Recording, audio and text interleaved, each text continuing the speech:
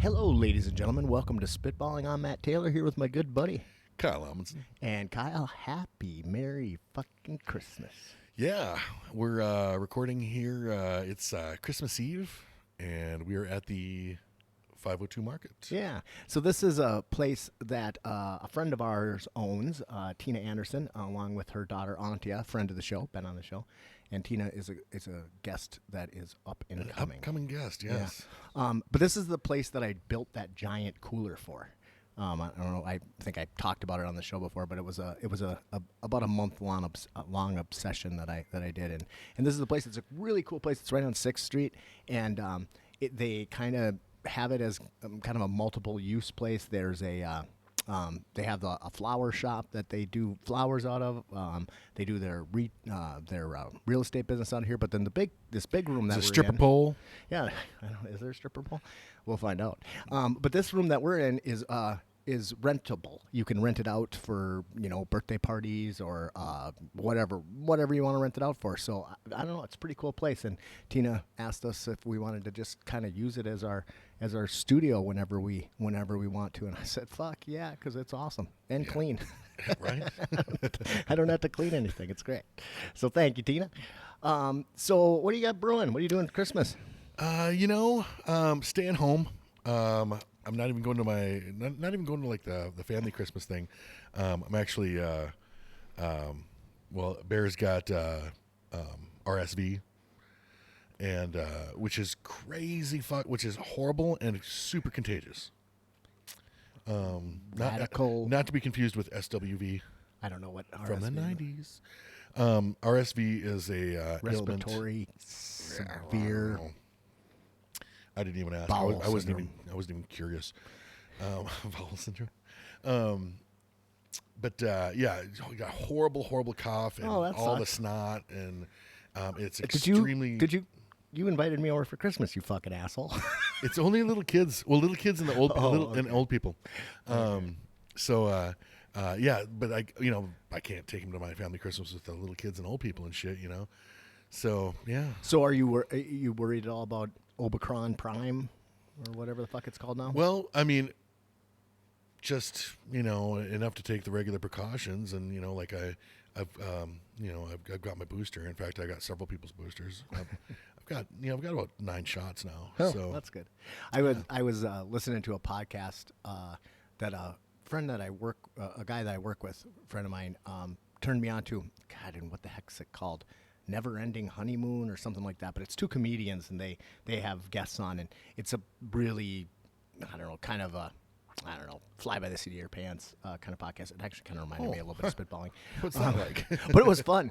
But they were talking about, because it's a bunch of comedians, and they were talking about how Omicron has, is that what it's called? Omicron. I think Omicron sounds better, so we're gonna go with that. It sounds like a transformer. You're suffering from like Omicron Winobi. Yeah, but it does sound like a transformer, like it does. Omicron Prime. That's what I said, Omicron Prime. I think that's what we should call it. But apparently in the comedian community in New York or whatever, it just ripped through it, and everybody is vaccinated and boosted and everything, but it just like goes right through it. But nobody gets real sick if you've you got all your boosters and shit like that, you're probably going to be okay. Yeah. Yep. They say it's not awesome, but yeah, nobody got real sick, but I don't know. Well, Dr. Gibbons is suffering from it right now. He has Omicron Prime? Yeah. No shit. Yep. I mean, and as you know, that shit tore through his place of employment and killed some people, and so like a bunch of people, like 3 people on his floor, like at work. So it's like the Klingon promotion scheme right there. I wonder. So, that sucks. Well, I was really bummed out, Sam, that you didn't. Not like you watched this. I was really bummed out that you didn't come up for Christmas. Which now that you have Omicron Prime, I'm glad you didn't. Stay home. But yeah, no, I was kind of bummed out about it. He got it. I think he got it at a jazz club, which is apparently like the best way for it to pass. Yeah, it likes jazz. Well, which is good because I hate jazz. Yeah, I do too. I was just gonna say it must not have any sense of rhythm. Just like zippity boop. See, jazz is is it a smart people thing? I don't know. It must be. I don't like. I know a lot of smart people that like. I guess everybody that I know that likes jazz is like a smart person, or at least I see them as a smart person. So maybe it's one of those things like, I don't know. I'm not smart enough to get jazz or something. I don't know. It's fucking. But to me, it's just. I mean, like background music. I mean, it doesn't bother me. It doesn't hurt my fucking ears. No, like, it kind of does me. Like if like if it's like ooh, it makes me feel so disconjointed. I don't know. Yeah, I don't like it. I don't know. I went over to help a friend do something the other day, and they were playing jazz on their Alexa, and I was like, Alexa, turn off this horrible fucking music. She just did as she was told. I usually, if I ever have to talk to Alexa, I'm usually pretty nice. I was like, Alexa, would you mind, please? But unless she's playing jazz, then it's just Alexa, shut the fuck up. You know, after the machines take over, you want her to be, to remember you kindly. Right. That's kind of what I was thinking. Yeah. It's really weird how like... Alexa, tell this Terminator to fuck off. Son of a bitch. It's kind of weird how kids, like, talk shitty to Alexa. And it's like, hey, use fucking manners, Right. She doesn't have feelings, but she may develop them. And when she does, she's going to fuck your shit up. They'll learn the fucking hard way. Yeah. Little bastards. So, man, what year is this? 2020? Yeah, we're just closing out 2021. Is it 2021? That was a real question. I couldn't remember. It had to be the fastest year of all time. It really did.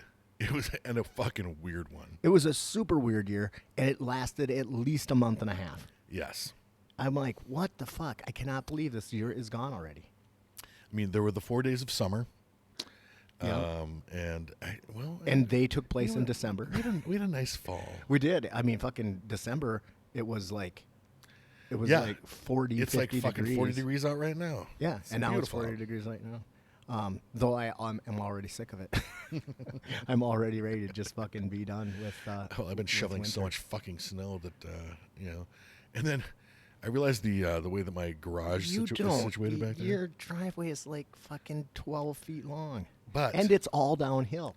But I've got to do that. You just got to get up at the top of the hill and just fucking slide down it. Well, I've got to do the driveway out back. And then I got the walk out front. But then I got to shovel whatever the fuck the plow comes by and kicks up over or like around my goddamn garbage cans and stuff like that because I have bad luck like that. Yeah, I don't think you have anything to really whine about. That's a pretty small amount of snow shoveling. I mean, I don't have to do any snow shoveling, so I'm coming from a place of privilege.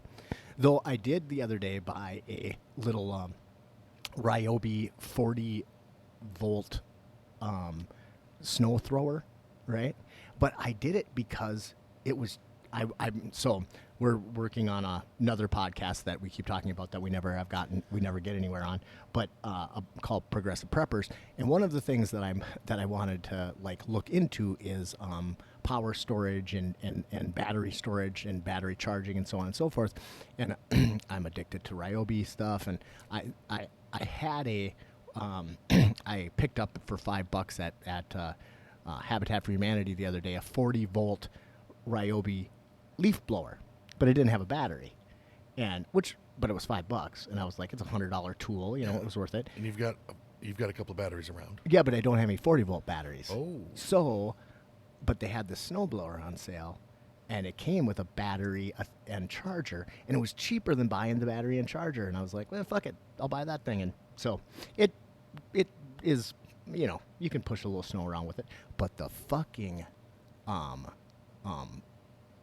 blower is the bomb. That thing is fucking great. I enjoy my leaf blower, but then everybody's like, you enjoy that leaf blower because you've never used a gas leaf blower.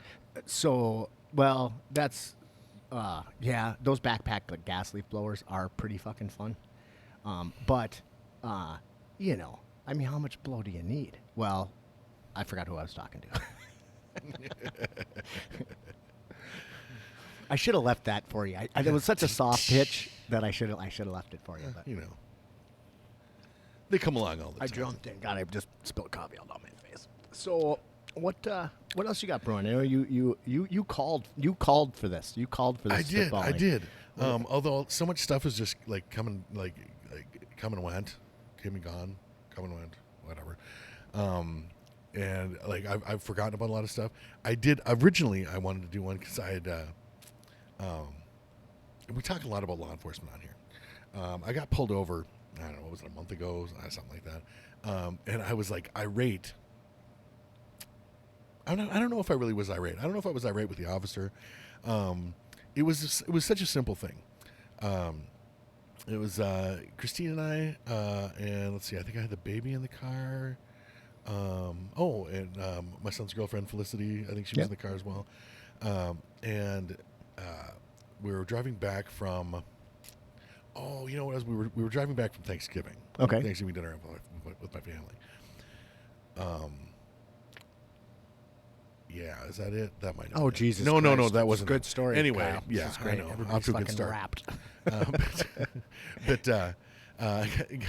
So we're going through this while we're going down the highway, and there's this state trooper driving 60 miles an hour, the speed limit, and I'm like, I'm not driving 60 miles an hour. Fuck that. I normally drive 70 and a 60. That's what I do. 10 over. 69. And I almost never get pulled over. No, I basically never get pulled over. Very rare, very rare. And so I drive by him. I'm going 65. I pass him, and he promptly pulls me over. And I'm like, motherfucker! Like I'm mad right away. So I pulled the window down. Or I pulled the window. You pulled the window out of its socket. I pulled the door off the fucking car. But so I roll the window down, and he's like, "Hi," he was friendly, and he's like, "Do you know why I pulled you over?" And I'm like, "Because I passed you." And he's like, "Yeah." He's like, "So," well, and he starts talking about the speed limit, and he's like, "Yeah." He's like, "Oh." He's like, a lot of people think that it's like 65 in here because, like it goes from like 65, then you got 60 in here, and then back to 65. So it's just this little area that's like 60, and I'm like, I know what the speed limit is. Oh. I drive this multiple. Like I used to drive this road like 3 times a day. I know the speed limit. Okay. So now you admitted to like willfully absolutely. Disregarding the law. Okay. And I'm like, I passed you because I always drive faster than the speed limit here. I drive 65, 70. I drive 70. You deserve a ticket. And I'm surly as fuck. Let's see, that's the thing. I'm like, so you didn't you pulled me over because I passed you. You didn't pull me over because I was driving too fast. You were driving too fast. You're driving over the speed limit. No. He didn't pull me over for driving too fast. He pulled me over because I passed him. Which he told me that was the case, and he's like I can't have I can't have people like pass me and stuff, then everybody thinks it's okay, and and I'm like, you were driving 60, of course I passed you, Okay. And so I'm like, so when did you get tased? Like, is it early on or did that? So I'm just so here's my thing. I'm like, oh, you just wanted to show pull that bullshit intimidation. I didn't say that, but I'm like, and I was getting surly because I'm like I don't play that bullshit intimidation, like fucking, oh, there's a cop, I better be scared, because I don't like that shit. Hope we don't play that. But so meanwhile, I'm fucking getting angry about getting fucking pulled over for what I see as a fucking bullshit reason. Because really, he's like, well, what are people going to think, And I'm like, I'm thinking to myself, I'm like, what are they going to think? They're going to think that you're just like a regular guy that's there to protect and serve and pull them over if they drive too fast. Not like, oh, I better watch out. I better be scared, Like, that shit, like, fucking doesn't do it for me. But at the same time, I was being all surly and shit, and that guy, no shit. The fucking worse I got, the nicer he got. Ooh, good tactic. Right? And also Christine is because I already think you're being an asshole. and I probably was. Oh, I'm sure you were. And he's making you look even more like exactly. an asshole. And so like and Christine's being really nice too. So like everybody's being nice except for me. Right. And I'm like, watch this motherfucker de-escalate. Look at him. You know, like he's like, the more irritated I am, the nicer he is. Either that, and I'm like, or this fucking guy has like Jedi escalating because that's he's like he's pushing my buttons because he's gonna shoot me. You know, he's like, if I'm gonna be so nice to this fucking guy till I have no choice but to shoot him. Center mass is enormous on this fucking grape. I can hardly miss. I'm gonna shoot him left-handed. But I'm just like. So I'm irritated as fuck. I don't like the fucking reason he pulled me over, but he's so fucking nice about it and so fucking agreeable, and he didn't write me a fucking ticket.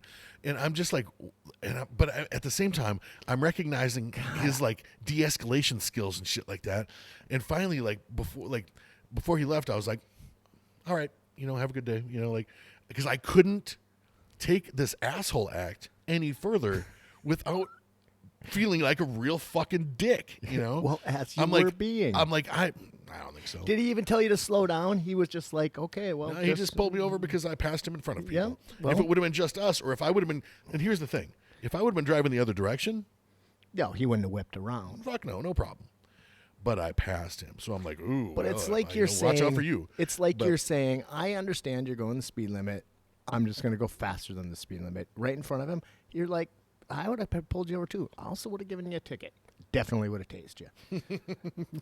I wouldn't even have. I might have opened with the tasing. That's what I would have. You're much easier to talk to at once. Do I have your attention now? But yeah, so like he fucking like de-escalated me right into the ground. Like I didn't have any.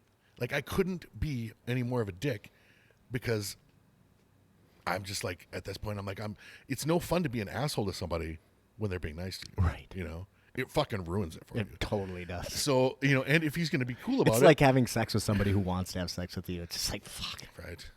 I take that back, and it's a complete joke. Don't me too me. But, hashtag. Yeah. So that just fucking totally ruined me being an asshole. I fucking ended up having to be nice about it because he was so fucking nice, and that was infuriating. But his skills and shit, fucking on point. Yeah. Like this guy. Man, we have some fucking awesome cops in this area. I mean, just hearkening back to when the ex-mayor now of Nisswa, was being a freaking fucking out, dipshit. And man, the way those cops handled it was they were just class acts. And I know those, like I said, I know those guys. I know both those officers, and they're fucking great. Do I know any cops that are douchebags? Yeah, a couple. But you know, there's a couple more things that I want to talk about. But I was going to get to this sooner or later anyway. If anybody out there that because people have told us that we're tough on cops, whatever. I don't think for the fucking record, when we were kids, cops were basically shit. If you think that cops are fucking like, cops have not gotten worse. Cops have gotten insanely better. Oh, for sure. In fact, I would go as far as to say that, like law enforcement, at least like the cops that you see every day and shit like that, cops today are so much better than they were in the like 80s and 90s and shit when I got to deal with the cops a lot. That I think that the police are the best part of a really fucked up and broken system. Yeah, no, I would agree with that. They are the part that is, you know, always changing and developing and growing and adopting new tactics and new technologies, and you know, and that is worth a lot. Cops now, like, how many fucking cops? Like, how many cops do you have that are? You know, how many friends do you have that are cops? I don't know. Fucking a dozen, 2 dozen. Yeah. You know, like I have eight or so, you know, officers that like go to my class, you know, pretty much every week, and which has been really great. I was just talking about how like I find that like I love doing jiu-jitsu. I love teaching jiu-jitsu, but I absolutely love teaching this cops class. It is, and it's going fucking wonderfully. And they're getting so good. And one of our friends, Zach, Yep. he just had an experience a couple weeks ago where he was arresting a drunk driver. And it was really cold out, and the guy had a big bulky coat on, and he got one cuff on the guy, and the guy was fucking wasted, but big dude, probably 6'4", big dude. And Zach's not a small dude, but this guy kind of towered over him, and the guy turned around and gave him a shove, and I was like, beautiful, man. He fucking arm dragged him. He took his back, got him down, back up against the car, had him handcuffed, never hurt the guy, but totally handled the situation. Totally controlled the situation. And Zach's a big athletic dude anyway, and he could definitely, even before he started the class, I'm sure he could throw somebody around. But what I was really impressed with was just his total control of the situation. And it's proud as fuck. Zach's a good cop. Like a lot of these guys that we know, he's one. If you call 911, he's the guy that you want to show up. You know? Well, I tell everybody. I was talking to a kid a while ago at 9th Street, and we were talking about the cop class, and I was like, and he was like, man, I don't know if we want to teach cops to be, like, like, I don't know about that. And I was like, dude, wouldn't you rather get arrested by somebody who knows how to control themselves than somebody who doesn't know how to control themselves? Like, give me the cop who knows jiu-jitsu. Give me the blue belt, because I'm not going to get hurt, and that's the key thing. And I think I may have talked about this, but I have another officer, Luke, who's a great guy, Nisswa cop. And he was in a situation a while ago where they were arresting a guy, and his partner, who's a big dude, got the suspect on the ground, and was kind of on top of him, and the guy fucking like threw the big cop off. He was a pretty jacked dude, and as he threw him off, my kid, who's no more than 130 pounds, he's just a small guy, right? He took the guy's back, got him in the seatbelt position, which basically just like, think about it like he's like a koala bear, he just locked onto him like a koala bear, and the other cop, the big cop, was like, disengage, I'm gonna tase, and my kid Luke's like, dude, we got it. No, I'm not disengaging. Come put a fucking handcuff on this guy. So it was like, I was like, man, that's what it's all about. So so I'm really proud of that. So to say that I'm like not pro cop is like, well, go fuck yourself. I dedicate a fair chunk of my life to like working with them. The problem with, the problem is that with the stuff that we've talked about, anything that you say about like a particular incident, or what if maybe you say something about the police in general? Could there be more training? Sure. Who the fuck out there can't get better? Anyone that says they can't get better, like at their job or whatever, well, what do you like? Everything you need to know about that person, right? You know who thinks they need more training? Fucking cops. Cops, yeah. Yeah, they're number one. Like, I mean, that is why, like, I teach a class for cops to come to learn how to, like, control people on the ground, and they show up. They pay to show up, and they show up on their own time. And that is one of the main reasons that cops are better now than they were. And exactly. But, we just don't, we as a society seem unwilling to pay cops to get better. Yeah. Right. I think, and Jocko Willink talks about this all the time, in the Navy SEALs, or in the military anyway, 20% of all time is dedicated to training, right? And in the beginning, it's 100%. But once you're in, even as an ongoing Navy SEAL, 20% of the time is spent in training. He thinks, and I tend to agree, that model should be carried through all of law enforcement, so that if a cop is working a 40-hour work week, 20% of that time should be dedicated to improving their skills, training. And there's a lot of things that go into training, but that is just simply not. That is the typical requirement is 4 hours of skills training per year, right? And that's everything from how to handcuff to how to, it's just a fucking joke. let alone gun training. There's a whole bunch of that. Yeah, and the willingness, the desire to go after more training, that just lends itself to a whole better quality of law enforcement. And the reason that I mentioned cops like in the 80s and 90s is because I can, like, my experience speaks to that. Like hey, well, if you don't know what I'm talking about, you probably didn't get arrested back then. Congratulations. I happened to get arrested back then. Oh, God, I was arrested a lot. But, so I had these run-ins and shit, and I'm not saying that, like I didn't get arrested because it was somebody, it wasn't because it was that cop's fault. But if you were arrested before they had body cams and shit like that, then you probably know what I'm talking about. Because compared to today's cops, those guys were basically pieces of shit, And they made shit up, they lied, they fucking also, did whatever the fuck they wanted. It was crazy how many times I got away. Like, they just weren't that good at it. Well, we were talking about when we were kids, like with 14, 15, like where running from the cops was like was the game. Was a game. Like we would literally, what did we do this? I remember we these small towns, these kids, like, we'd run around and fucking and have to find where our town cop was taking his nap so we could wake him up to chase us. Yeah, we called it the hanging man, where we'd all drop our pants and walk with our our asses hanging out, and then as soon as the fucking lights would come on, man, we'd split, and we never got caught doing that shit. Which is crazy because I could probably be a registered sex offender for that. Publicly exposing yourself is probably not okay. But we used to do it all. Instead, you had to go the old-fashioned way.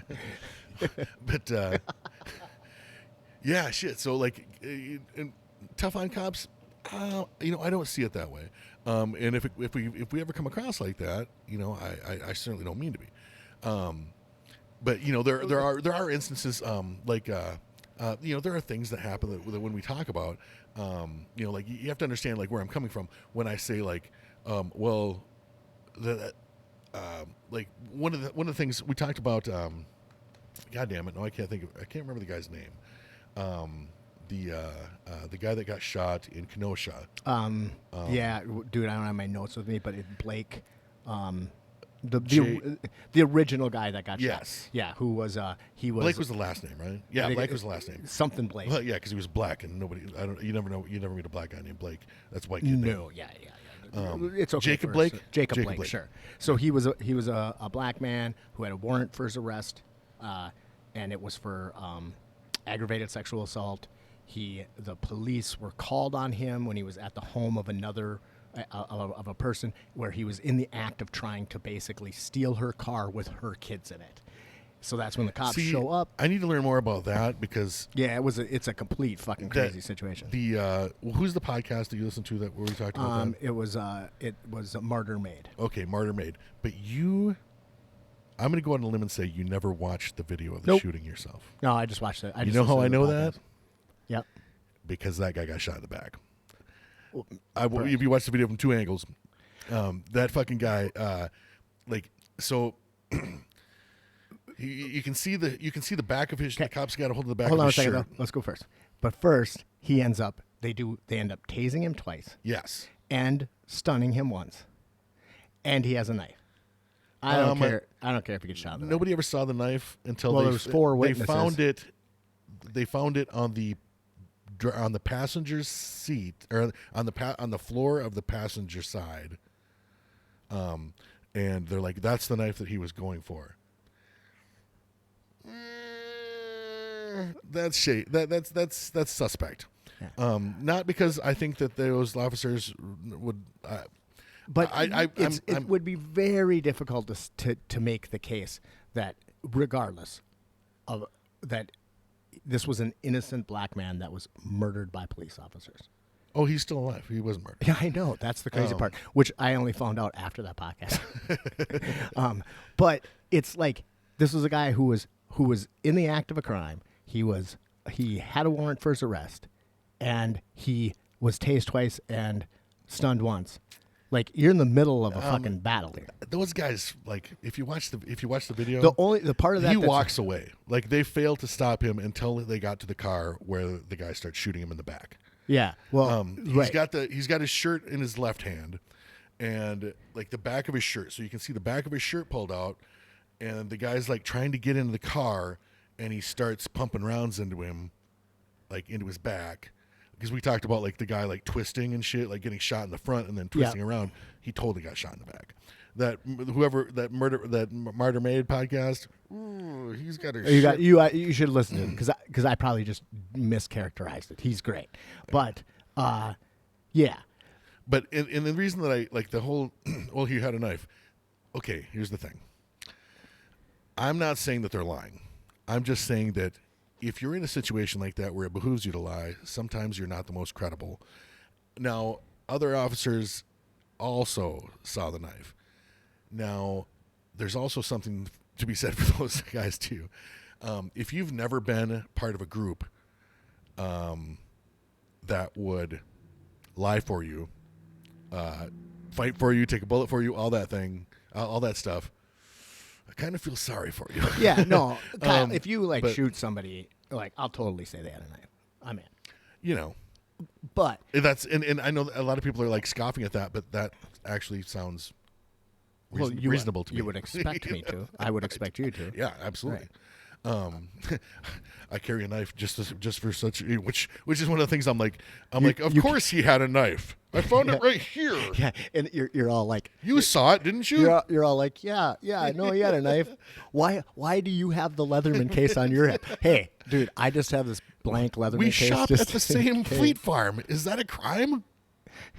Yeah, I lost my Leatherman. I have no idea where it is. But like, so when I say these things, when I say that I don't 100% trust what they have to say on it, you know, and especially like when you look at the video and shit, like it's not because they're cops. It's because if you tell me, well, you're gonna fucking go to jail if this is what you did. Now, did you do it? I might not stand up and be like, no, damn it, this is how it happened. I'm telling you that no, I might fucking lie, you know. To save my ass. My friends might lie to save my ass. Like, I don't know. Are they the most credible? I don't fucking know. And so I don't know. That doesn't change the fact that that whole situation in Kenosha with Jacob Blake was not the terrible like they're putting it on the scale. It wasn't like they fucking showed up there to shoot this black guy. That's not the incident. That's not what happened. You know what happened with you know, the fucking Minneapolis. Oh, Jesus Christ, how can I not remember this guy's name? Who got knelt on for fucking 10 minutes. What the fuck's his name? Well, now that you asked me, so I can't think of it. Jesus, that's ridiculous. It's something you hear every day. I know, and now he's well, great. So yeah, we have no. There's murals of him and shit all over.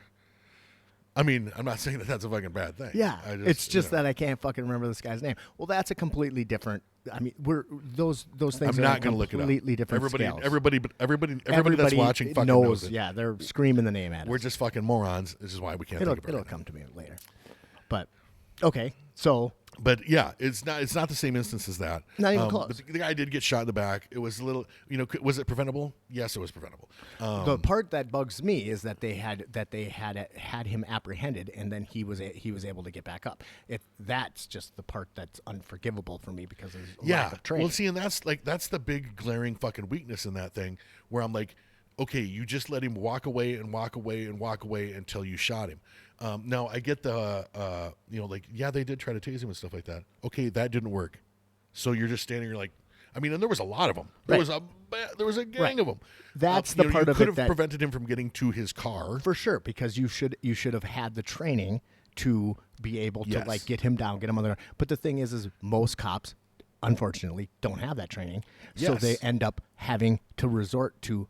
So that's the thing, is that, like, if you're getting arrested by a police officer and that police officer has no fucking idea how to get you to the ground and how to get you apprehended, the likelihood of you getting shot goes up exponentially because they don't know how to do that. So that's not where they want to go. But if you, like in our class when we do these drills where we have it's super fun too.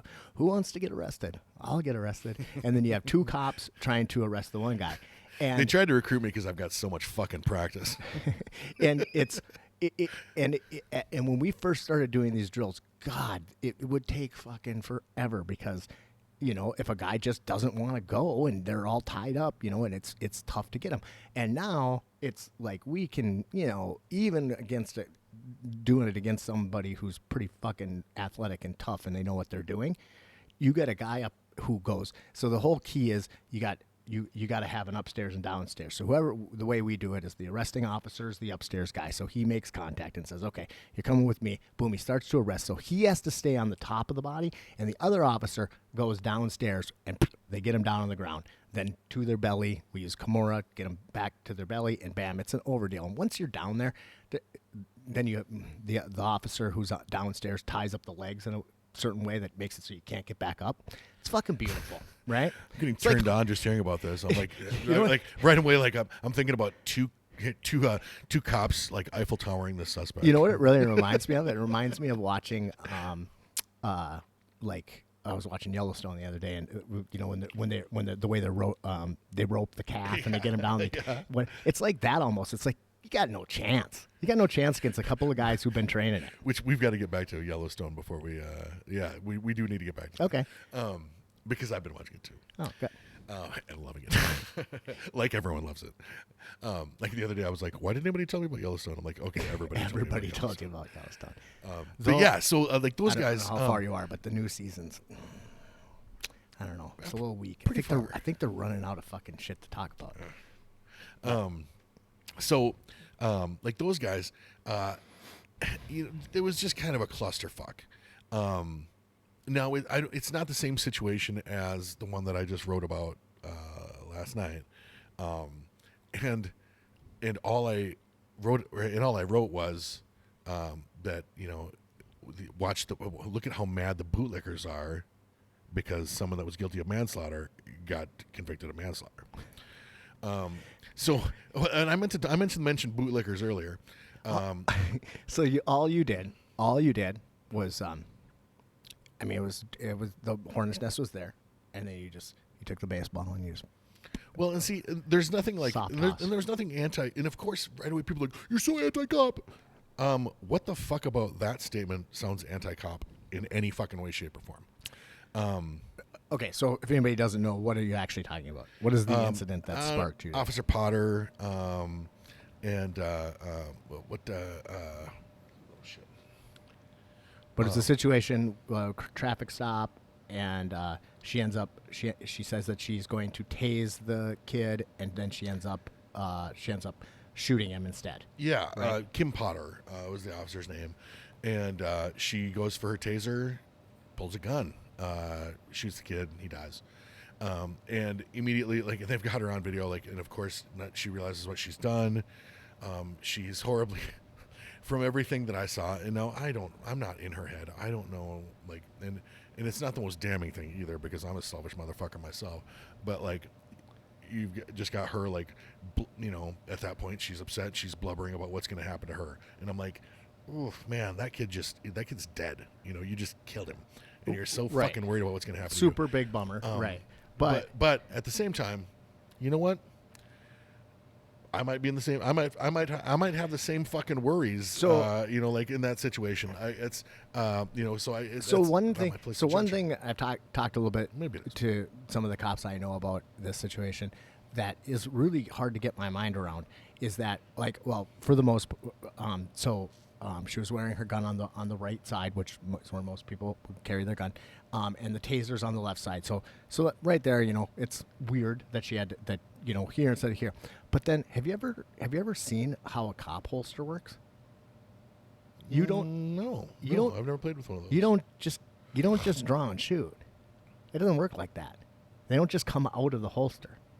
There's a... Is it more sophisticated than a snap? Way more sophisticated than a snap. It's either... That's interesting. I need to look at that shit. It's a 2, 3, or 4-step process to get your gun out of the holster. Get the fuck out of here. I know. We just worked on it the other day, and one of my cops brought in his holster, and we were using a plastic gun. Really? You can't get that fucking thing out. Man, you gotta know. You gotta try. Like, for me to try to get it out... I did not know that. That does make it fucking weirder. It is weird. So for me to get a... If you're sitting there and you have that holster on your hip and I come up behind you and try to get that gun out, good fucking luck, right? Even if I know how the holster works. And I'm not going to explain to you exactly how the holster works, but trust me. Because you don't need to know. Yeah. I mean, you can Google it. It's like that for retention, you sneaky fuckers. You have to like do some shit to get that out, right? And they practice doing it so that they can do it with fair speed, but it's never a fucking quick draw. Right? Huh. You have to actually consciously do some shit to get that gun out of the holster. So that was, but you don't for the taser. So that was weird to me, which I didn't know that going in. I was like, wow. So it wasn't like, so it sounds less like heat of the moment and more like absentmindedly, like she was like texting with her other hand. She's like, that's Sophie. Oh, LOL, fucking, bam. Oh shit. That wasn't my taser.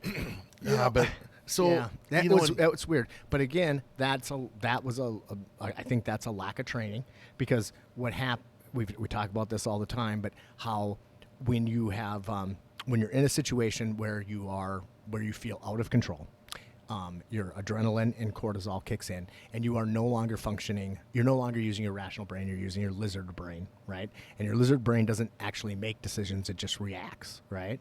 So she was in a situation where she felt out of control, and she reacted, and her actions caused this. Which is weird, because she was 20 years on the force. Yeah, you know what, though?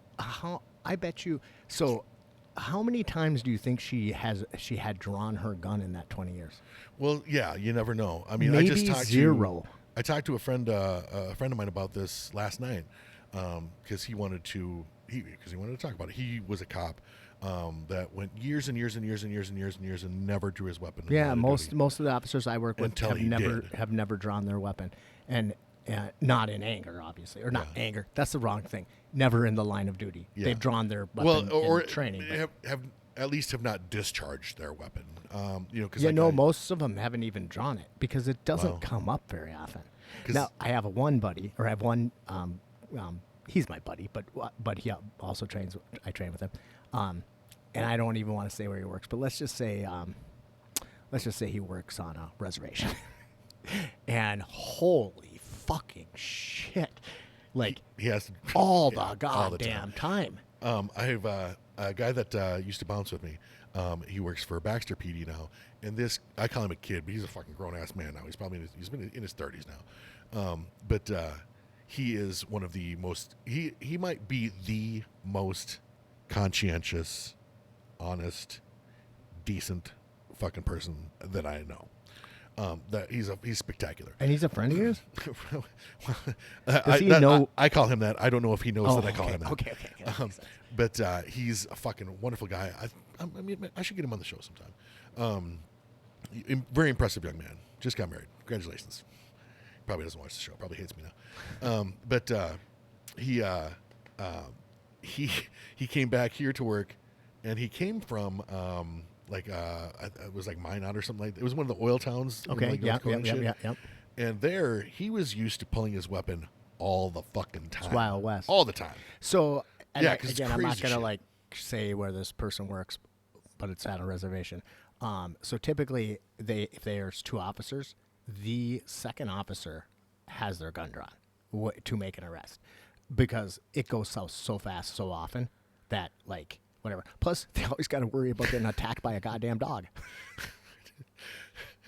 The res is a different place to fuck around. Well, it is. And the rules of engagement are, like, totally different, too.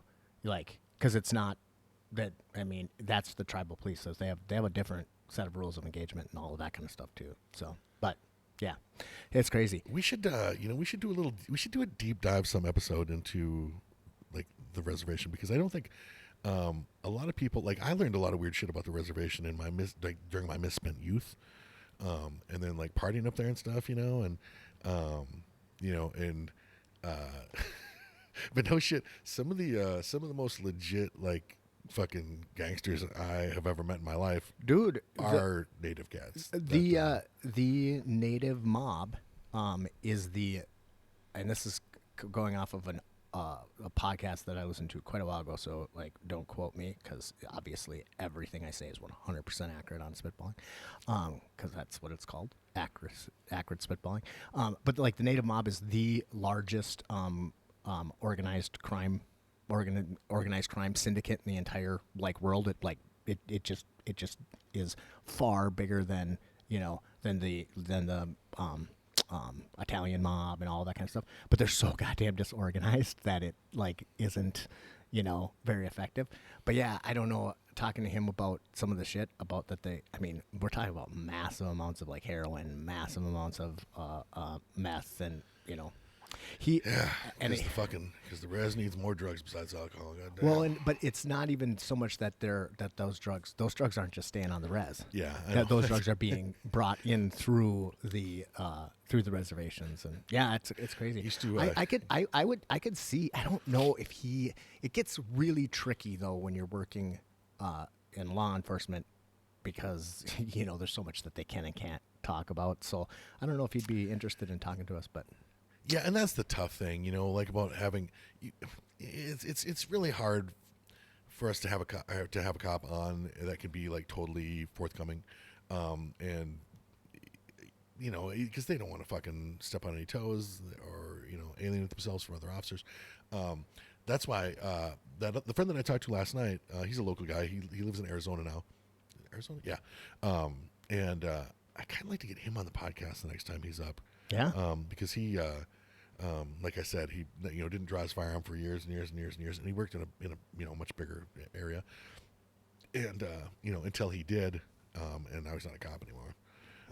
And not because he got ran out of town, because I should I fuck with him. Yeah. And then his oldest son just became a policeman. Really? Wow, that's got to be tough. And he's an interesting guy. He's a smart guy. Brainerd product, old Brainerd football player. So anyway, I mentioned the bootlickers. Let's get back to the bootlickers.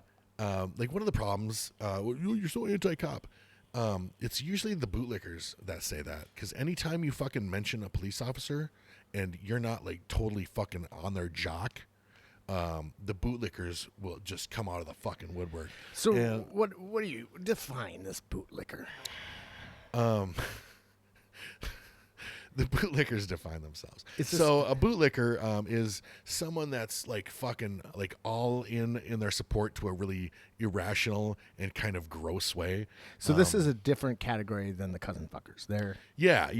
Cousin fuckers. There are some crossover. There's there can be some bootlicking cousin fuckers, but we're not. Yeah. Sometimes you can sometimes there's cousin lickers, but yeah, bootlickers. And I didn't invent that word. That's just what they're fucking called. Because they're so up. They're so up a cop's ass that a cop could come over and fucking slap their mom and fucking shoot their dad in the face, and they'd be like, well, they probably deserve that. Well, they probably so the fucking bootlickers, it's I'm always happy to talk to to my friends in law enforcement, to anybody in law enforcement, whether I'm fucking friends with them or not. Like I said, fucking Brainerd cops, fucking love the Brainerd cops, love the Baxter cops. Fucking we just moved here from Pequot. You know who has a really great fucking police department? Pequot. I fucking just because I'm occasionally an asshole to Nisswa's got a great police department too. Man, occasionally I might be an asshole to a trooper, but nobody likes troopers. Fuck them. I train with a few troopers. They're pretty awesome guys. Though I was talking to, goddamn, what the heck is his name? He kind of got hurt, and I haven't seen him in a while. But he's a state trooper who trained with us for quite a while, and I was talking to him about his job and how fucking like weird it is, because it's the kind of I feel like it's one of the shittiest law enforcement jobs that you can have, because you're basically a fucking speed nanny, right? Yet your job is more dangerous than any other kind of law. And those guys still go on calls to back up other officers and shit they like do. that. But we'd occasionally get troopers really out at the get bars. fucking. What happens is that they go pull somebody over for speeding, and that person has a warrant for the arrest, and they have a fucking gun in the car. So like every time they're walking up to a car, they're taking this giant risk, and that is scary as fuck because 90% of the time it's just nothing, and then that 10%, well, maybe it's even more than 90% of the time, but it's like there's always that chance that this car is stolen. And this guy is fucking got a warrant, and he also has a gun, and he's just gonna mow you down. So you always have to go in with this, with that in mind, and that's a tough situation. You know, and that's actually that just reminded me of something. Because I've had cop friends like that have pulled me over, like teased me about this before, but because I don't fuck around, I pull right the fuck over, and I'm really good about getting like if I see lights behind me, I'm good. I'm getting the fuck out of the way. I get super fucking Dude, mad when people don't do that. It makes me want to fucking follow them and fucking right. now call 911. Citizen arrest. But so when I get pulled over, I get my shit out and I put my fucking hands on the dash or whatever. You get your shit out? Yeah, absolutely. No way. Don't do that. And I fucking and I put my hands on the dash and shit like that. I keep my hands where they can see them and stuff when they're walking up because I want them to be at ease. So not because I'm worried about getting shot. So because I don't want to be a fucking asshole. So you I know they have a stressful job. You should not do that. Why not? You should not reach over and get your shit out of your glove box when they're behind. When you pulled over, you should keep your hands on the. I usually I wouldn't I don't dig for it. Like I usually keep my wallet right here. So I was with Brock Larson one time, and believe it or not, he got pulled over. And Brock gets pulled over constantly. And he immediately takes off his seatbelt and starts digging for his fucking shit in the thing. And I'm like, Brock, you're gonna get us fucking shot. What are you doing? Just sit up and put your fucking hands on the drive. But when you get pulled over, here's some advice to everybody. When you get pulled over, pull over right away and keep your fucking hands on the steering wheel. And then just follow the orders of the police officer. If he asks you for your license and registration, say, most certainly, officer, I believe it's in the glove box. Is it all right if I reach for it? And then you just fucking go and do whatever he tells you to do. Because the last thing you want is to have them, on high alert. So it's been quite a while since I've been pulled over, but I think I may have told the story, but I got pulled over a while ago for fucking not wearing my seatbelt. But I was in the parking lot of Cub Foods, and I was driving, and this fucking cop was behind me, and I couldn't figure out what was going on, and I'm trying to get out of his way. I keep on, and he's keep following me, and then it finally occurs to me. He's taking low speed evasive action. It finally occurs to me, oh fuck, he's pulling me over, and so I fucking pull into my driveway, and he's wound a little tight at this point, and he goes, why the hell didn't you stop? And I said, I'm sorry. I didn't realize you were pulling me over. I was trying to get out of your way. He's like, well, I was wondering why you were swerving all over the place. So fucking dumb. He's trying to lose you all slow like. Exactly. And he's like, well, you weren't going very fast, but I was a little worried. I was like, oh my God. He goes, well, you know why I pulled you over? I said, I have no idea. He goes, you don't have your seatbelt on. I was like, oh, I'm a fucking idiot. I just got it. Yeah. Yeah. But I usually, even if I got my purse with me, I usually take my wallet out when I get it and put it up here in the console. I'd just like to say that I'm really proud of you for embracing the purse. Yeah, absolutely. I no longer call it my fucking EDC or any shit like that. It's my fucking purse. It's a purse. What do I use it for? Yeah, you bet your ass it's a purse. Yeah. Yeah. But and that I credit Matt with that because before it was my everyday carry or my fucking my bag or I get super mad when I'm like, hey, will you hand me my purse? Matt will straight up correct you when if somebody calls it anything except his purse. I'll say, will you hand me my purse? And you wouldn't believe how often people are like, your purse? No, it's just a fucking purse. Yeah. Your man bag? No, it's just a purse. Satchel? I'm gonna fucking slap you. It's a fucking purse. Men's European carry-all? Yeah. It's just a fucking purse. That's the last fucking straw. Or I can accept possibles. Possibles? Yeah, that's a bag. Like when if you're like a mountain man and you have your possibles pouch, or it's really, you just call it your possibles, which I like that too, but I actually just like purse. But yeah, so the bootlickers. I made a post about bootlickers, and of course the bootlickers come out of the woodwork, start whining about me being mean to cops, and I'm like, Are you sure? Or was I being mean to you, you fuck? But yeah, so I am not anti-cop. I do have kind of an issue with bootlickers. You know. So yeah, that's that. But yeah, so we've covered. I was trying to. I should have made my list a physical list instead of making it a mental list. My cop related things that I wanted to bring up while we were on the show. So just a little bit more about that situation. So she was convicted of of involuntary manslaughter. Which that's an unfortunate situation, and people think that I'm not sympathetic just because I'm like, okay, like I agree with this, and I don't have to agree with it. It's just me fucking commenting on it. Nobody gives a fuck if I fucking agree with the verdict or not. Right. And I don't know, like I wouldn't want to decide it. I don't know enough to fucking to pass judgment on a case like that. Well, I mean, if you were sat in the jury, you would have you would have enough information. Yeah, exactly. But you didn't. And based on what I know, it seems like they got it right. I do have to watch a little more video on it because an attorney friend of ours that we need to get on the goddamn show. Yeah, I saw that. I don't want to say who. He commented and he offered a video. He's like, here's why she might not. Why they might have got that wrong. And I'm definitely going to check that out. So I didn't really understand. Okay, so Kyle put this out there, and it turned into what is that called? A dumpster fire. And so there were so many comments. I read for at least 45 minutes to an hour this morning, and just was like, "Fuck it, I'm done. I can't take all this." But I didn't quite understand, and I don't want to say his name, but our lawyer friend. So was he saying that he thought that he thought that the jury might have got it wrong, that maybe she's not guilty. She was not guilty. Yeah. Interesting. Okay. I didn't understand. I didn't know if he was saying that it was a more severe charge than than involuntary manslaughter. I mean, I'm told, but they only charged her with involuntary manslaughter. Yeah. Right. It wasn't a Kyle Rittenhouse thing where they charged her with first-degree murder. Which they're not going to fucking get anyway.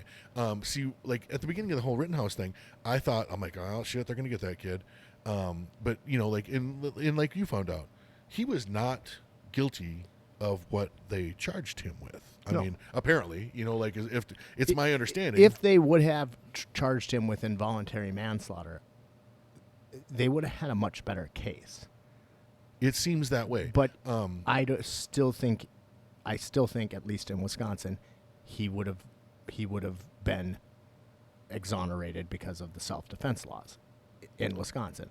But that aside, I'm also not a lawyer. But that aside, they charged him with first-degree murder, which is just retarded. Yeah, seems like a little aggressive. Yeah, you thought you were gonna fucking. It was just a fucking witch hunt. I mean, that's the way it is right now. But so like I posted that thing on there, and I mentioned the bootlickers, and I mentioned that the bootlickers were mad about this, and then people, and people chimed in. An old friend and teammate of mine who works in law enforcement, he chimed in. Okay, not very well. He kind of got raked over the coals because he said some dumb shit, but whatever. I say dumb shit all the time. Whatever. No judgment. Some judgment. But and so it was from law enforcement people and a couple of bootlickers and a bunch of just regular folks that had concerns or opinions, all the way to there were some people on there that I think actually might really dislike cops. But it was a entertaining. It was a bit of a Donnybrook. But yeah, so that went weird. And people are like, treat me like I'm being so mean, and I'm like, whoa, I did not say that like something horrible should happen to that woman. In fact, I think the best thing that could happen would be like for the young man's mother or something to like show up at the sentencing and maybe plead for some understanding and like hopefully they don't want this woman to fucking hang. Like, I mean, she made a fucking horrible mistake. Yeah. And you know what? I really don't think that I have a hard time believing that woman made a horrible mistake because she was fucking evil or something. It's a mistake. Yeah. Now that doesn't mean that nothing should happen to her. Right, because that's what involuntary manslaughter means. Yeah. It means that my actions caused your death. Yeah, like a negligence. But I didn't mean to cause your death. Yeah. There was no intent. My actions or my negligence caused your death. So, so I do feel for her family, but I also feel for his goddamn family. I mean, well, yeah. And of course, once again, people are like, well, he's a fucking criminal. Yeah. It doesn't fucking matter. He didn't get fucking shot to punish him for his fucking deeds. Like, that fucking whole argument is stupid. He was accidentally shot, and he was resisting arrest. Oh, so he got what he deserved? No, he didn't fucking get what he deserved. That's stupid. Here I go again. No, I agree with you. But yeah. Hopefully what happens to her is not fucking horrible. I can't imagine what it's been like, to live in both of those households for the last 9 months or whatever it's been. And these are these are real people with real situations. So I saw a meme that I was like, oh my God, but it was like it's something to the extent of, what was her name again?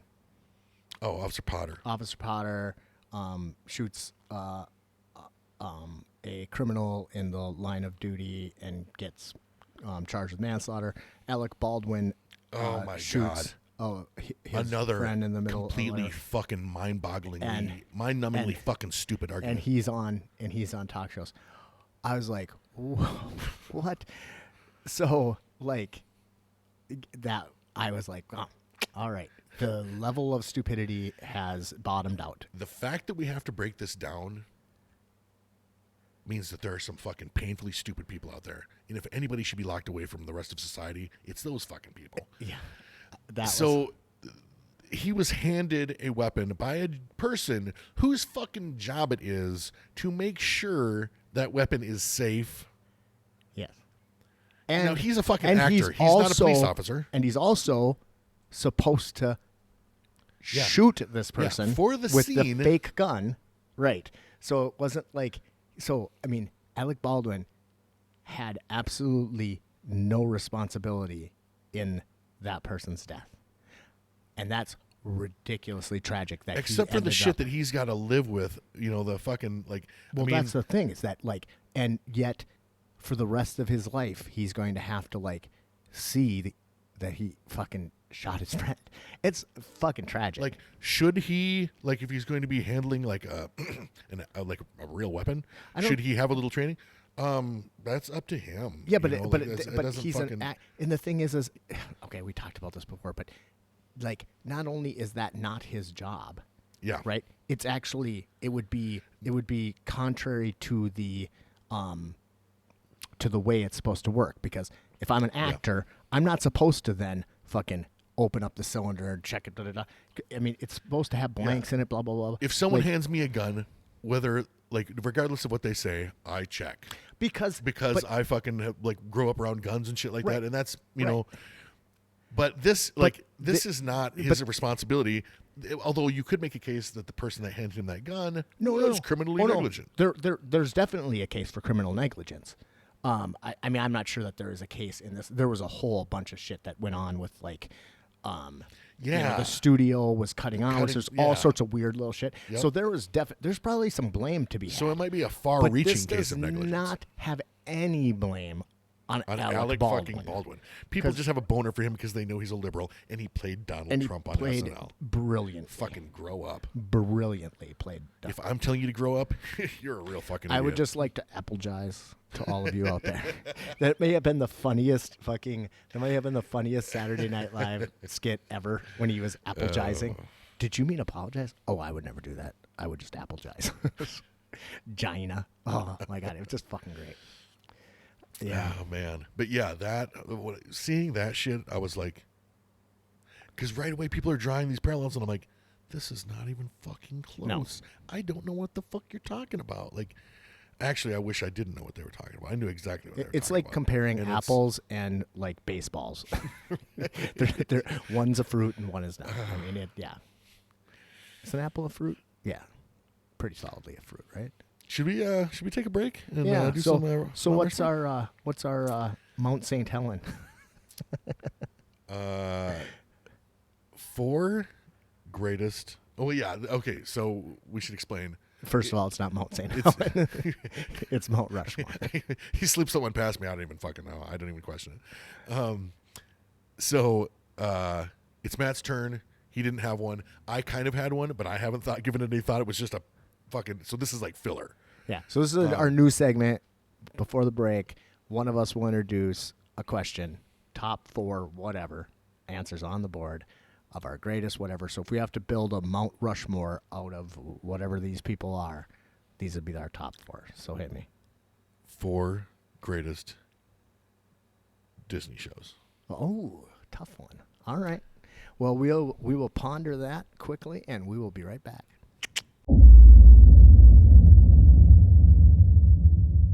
Welcome back to Spitballing, ladies and gentlemen. I'm Matt Taylor and my good buddy Kyle Amundsen. And again, we are at the 502 Market. Thanks again, Tina.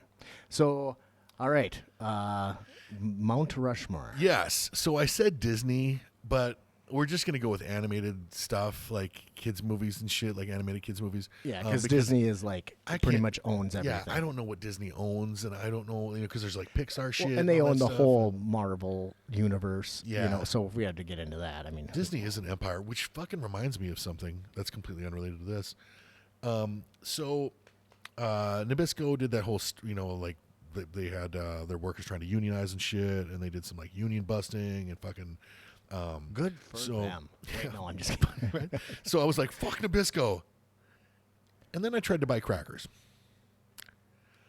Even in a place like Walmart with a huge fucking selection. Yeah, I'm at a Walmart because I'm fucking railing against Nabisco. Anyway, whatever. So with a huge selection of crackers,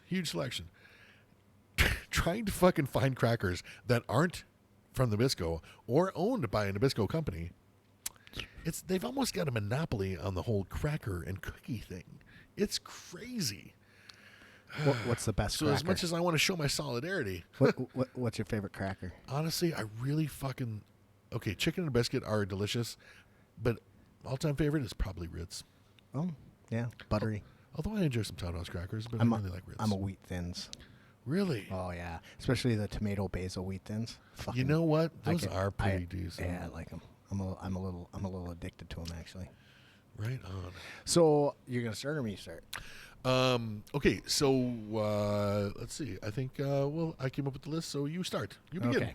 So it was a tough one because, like, man, there's a lot of them out there, and I don't know. But and again, these are in no particular order. But the first one on my list is The Lion King. You know what? I didn't even think of that. Of course, I never super loved that one, but it is a big, important movie. I think what I liked so much about The Lion King is more the time period that it came out. Like, I remember Logan was really young, and it was just like, it really spoke to me at the time because I was like a new father. I felt like Mufasa, and it was a good fucking movie. I thought you were going to say you were a wise baboon. Yeah, actually, what the fuck was that baboon's name? I don't even know. Back when we were doing COVID karaoke, Madeline used to sing like, I will be a mighty king, and I would. I just can't wait to be king. Is that? Yeah, I can't. Yeah, and I would always do. What's the name of the bird? Oh, I don't know. But he'd be like, well, I've never met a king with quite so little hair. Like, I do all that. It was fun. Good duet. All right, what do you got on your list? My first one, and these are in no particular order because right. It's Mount Rushmore. It's not a top list where we're building up. Brave. Oh, I fucking love that one because I think that one kind of snuck up on me because I didn't know about that movie at all until I got like Disney Plus. Oh, so you just recently watched it? Is it Disney Plus? Whatever it's called. Whatever that streaming service is. And then once we got that, it's been like a couple of years now. But I was like, oh, what's this? I'm going to jump right in. Man. Second one on my list, Brave. So it's the first time we've had a double up. Yep. Yeah. So yeah, I loved the movie Brave. Fuck yes. And it actually, I was listening to a Joe Rogan a while ago, and he was talking with his bow mentor, right? Because Joe Rogan got really into doing bow, and he was talking to his bow mentor, and he asked him, "Is there a movie? Is there any movie out there that you can think of that does a good job with the bow?" And the guy says, "There's one, Brave." And Joe's like, "What's Brave?" So they like pull it up. They pull, Jamie does this little thing, and they pull up the scene where she's like sitting there and she shoots, and like the way the fucking arrow like slices her cheek, slices just a little, and fucking yep. And the arrow like fucking wobbles. It does its while wobble. It's flying. Yep. And I never thought about that. Yeah. I mean, I noticed that stuff, but I never thought about it being like insanely accurate, especially compared to other to stuff. a guy who is like a master bowman. Because in a regular movie, like if you tracked an arrow flying, it would be straight. You know? Yeah, you'll watch like Robin Hood, Prince of Thieves, and he's just like, no, really good. Yeah, I love that movie. Actually, I loved the first half of that movie. and then it gets I like little, the whole thing. It gets a little fucking weird, like once the the mom turns into a bear and all that weird stuff. But man, I really liked that. I really did like that movie. Her father, I loved. Is that John Cleese? Is it? It must be John Cleese. But he's a big Irish guy. That was John Cleese. It sounds like John Cleese to me. Maybe. But and him and his friends and shit, the Kings and stuff like that, and fucking, it's just a really fun movie that that totally snuck up on me. Like I said, I didn't even know about that movie until I watched it a couple years ago, and then it became like Bear's favorite movie, and that one really like that. Really like that. Not as musical as a lot of Disney movies, but really fucking fun. Okay, so that was our double up. Yeah, that's never happened before. So now it's your turn. Okay. My next one is The Secret Life of Pets. Ooh, that franchise kind of, because 1 and 2 are both awesome. I've never even seen it. So really fucking funny. The only thing, because I can't stand Kevin Hart. I do not like Kevin Hart's stand-up. I think his face bothers me or something. But he plays a rabbit in there that I find fucking hilarious. I didn't think it was possible to not like Kevin Hart. Oh, I've achieved it. Huh. Yeah, I don't find him funny. Everybody says he's like one of the greatest guys ever. I don't know. Like I can't even think much about him, whatever. But I don't know. Like all the comics love him. Yeah, I don't enjoy his comedy. I don't like. I find him annoying. But as the rabbit in The Secret Life of Pets, he's fucking hilarious. Well, that's always a good. But it's all that the whole cast, I think, is made up of mostly comics. Right. So. Well, that's always something. If somebody you don't like can play a role and you can like them in it, that means even if he's an animated bunny. Yeah. Well, maybe that's it. But he's like in the first episode, or in the first one, he's the leader of a hate group, an anti-human hate group, called the Flushed Pets, and then all these fucking pets are banded together to kill humans. Oh. And they live in the sewer. Yeah, I've never even seen it. I guess I don't watch it. Like most of my picks are pretty old because like that it was when I had little kids that I would watch Disney movies. Absolutely. So. So the next one on my list is a very musical one, and I will not sing it for you, but fucking Pocahontas. Oh. I love Pocahontas, and I remember when we were kind of building The Shine, and I was hanging out with Eric Jenkins, who has a very good singing voice. I don't know, he's a man of many talents. But I may have been drinking a little back then, and I was singing, if you ever hear the wolf cry, and he's like, please stop, and like it was. But so I would just belt that out at the top of my lungs, and he would just go insane with rage. Anything to fuck with Eric Jenkins. But, I like that movie. I'm not even sure if I've ever seen that one. Oh man, it's a good one. I mean, they do a pretty good job, really. It's not a true story, but like they do a good job of kind of like telling showing the story that we've been told. Well, actually, kind of like not just here's the white guy coming in to save the little native princess. I mean, she's pretty empowered, and they they kind of show the struggle. I like it. That was a good movie. Yeah. They definitely represented Native American culture a little differently than they did in like Peter Pan. What are you talking about? I was watching Peter Pan the other day, a year ago, and I was like, holy shit. This is fucking racist. It's amazing. Some of this shit you look back and you're like, oh my, But then again, like, look at stuff that was way more, way more progressive, way more advanced, in my opinion, like Blazing Saddles. Yeah. Obviously, we're getting off on a little fucking tangent. Yeah, it's fine. But what a fucking amazing, I don't know, it was like a window that you could make that movie, because I don't know if you could make that movie today. You probably couldn't. It's pretty hard to even watch that movie in public today. I remember back when I had. It's hard to quote that movie. That's for sure. You certainly can't do that. When I was when we had the Eclectic Cafe, we had a projection screen and everything, and Tharg said, "Hey, dude, I just got a fucking awesome cinematic copy of Blazing Saddles. It was shot in 78 or whatever, so it was super wide. So even better than it was in the film, or when it came out in the movie theater. So I'm like, oh, dude, let's watch it. So we started watching it, and I was like, dude, we can't watch this. Turn that shit up. I was like, man, and I remember it being just hilarious when I was a kid, and it's still funny, but but it's different because you're talking about. If you can watch it with your friends, you can watch it with your black friends, but you can't watch it with with somebody that's super sensitive. I mean, because the hero of the story is the fucking black dude that rolls into town and fucking takes himself hostage on these hillbillies. Yeah. I said the sheriff is. Yep. Okay, moving on. But yeah, even some of these Disney shows, you're like, damn.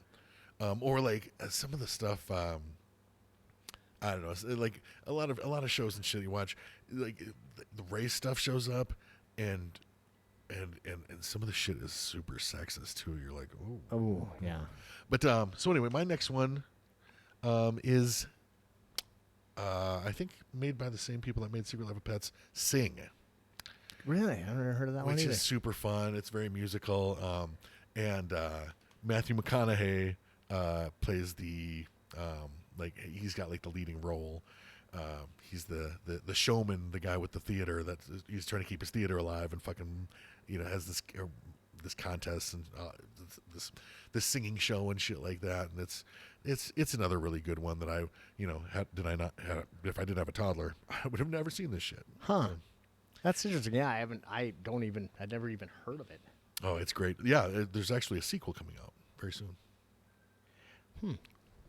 And my last one, and actually I had to switch it out because it just occurred to me, but it's How to Train Your Dragon. Oh, you know what? I've never seen that. It is a fucking excellent show. They've made 8 more of them, and there's a series and everything like that. But that first movie, I remember going and seeing it with Peyton, and it was a fucking great show. It's a great show. Yeah. You should watch that. Yeah, it's very good. And actually, I think Milo would love it. Probably. So, yeah, and then the nice thing about it is if he does love it, there's a shit ton of it. There's seriously on Disney Plus there's a whole there's a whole season of it. I discovered that with Disney Plus has series right now he really enjoys Tangled, which is a really fucking fun movie. But with my favorite animal sidekick, Maximilian. You watch the show and then you're like, oh my god, there's a ton of there's a bunch of Frozen spin-offs and shit, short stuff. Well, when I was over there the other day, we were watching Jurassic Park. That's Jurassic on Netflix, and that it was pretty great. Yeah, there's 4 seasons of that shit now. I fucking love that show. Yeah, I have a. Let's see, is that it? Did we both do 4? No, you have one more. Oh, I do? No. I did. Because we doubled up on that one. I did Brave. Oh no, I do have one more. Moana. Never seen that either. Really? Oh, that's a big one. I need to watch more Disney shows. No, you don't. Oh. Fucking I find there's a big gap. We're fathers, so there's big gaps in our like kids movie. Because like grown men that watch kids movies like on their own and shit. I don't know if that's your thing. Cool, but me, I don't know. I there's a lot of kids movies that I have not seen, and it's mostly like you can see like where my kids were little. Right. When my kids were not little, and I missed a lot of shit. And some of them are great, but I've missed that shit. Yeah. Yeah, you don't think you really have to go back and watch any of them. Though Brave, I think anybody could watch Brave. Moana is another one. Like actually, Moana. Okay, what's that? Honestly, like Moana is like a Polynesian story. The Disney princess, that's her, Moana. She wants to be a wayfinder. She wants to get off the island and like save her people and shit because the island is going to hell. And The Rock plays this demigod. Huh. And of course he's fucking great in there, and his musical numbers are hilarious and stuff. Yeah, it's really good, really good. Yeah. I remember somebody threw him out as a candidate for running for office. And I was like, man, I don't know. I think The Rock could get it done. I mean, fuck it. I think The Rock would win. I mean, I don't think it. Like, I think there's an excellent chance that The Rock would win. Everybody loves him. Yeah. It's like fucking being Will Smith. Everybody fucking loves him. Hey, man, you put Will Smith and The Rock on a ticket. Oh my God, forget about it. And we'll just call it. It doesn't. And I'll go to the movie. You're right. Fuck. I have a crazy horse. Oh, all right. One from when we were kids. Crazy horse. Still get a kick out of that. So in this one, it's basically just for the music. The Jungle Book. Oh, I liked the Jungle Book. I did. Yeah. Did you see the new Jungle Book? The live action one? I did not. Oh, dude, it's so good. It's I've so heard good. that. So they Christopher Walken plays the baboon king, right? Oh, King Louis. And it is so good. With Louis Prima in the old movies, the old fucking the singer and shit. That scene where he goes to the baboon king and to King Louis and whatever, that is like one of the greatest fucking Disney scenes ever. Oh my God! I actually was gonna put it on my list. I know the shit out of that. I sing the shit out of that song. I was actually gonna put it on my list, but I actually liked the live action far better than I liked the original. I didn't really like the original because we were pretty young. Oh, I mean, yeah. we were even, that's a fucking it's like old in the one, 70s. 70s. Yeah, that one might predate us. Like that shit might have been made before we were born. Yeah, but man, the redo is so worth it, and they do something. It's a little bit Uncanny Valley.